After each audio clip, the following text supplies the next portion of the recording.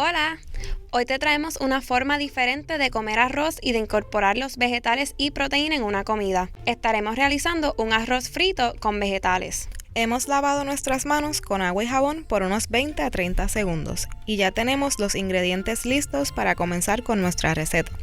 Para comenzar esta receta estaremos realizando un revoltillo con 3 huevos.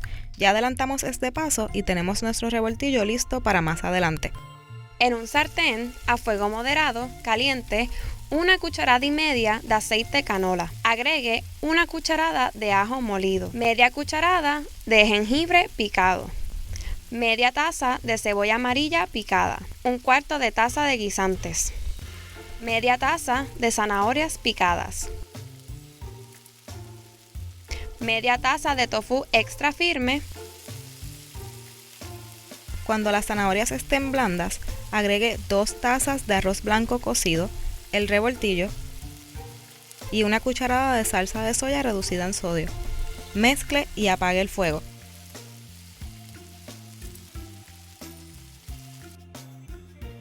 Agregue cilantro picado para decorar. Ya nuestro arroz está listo.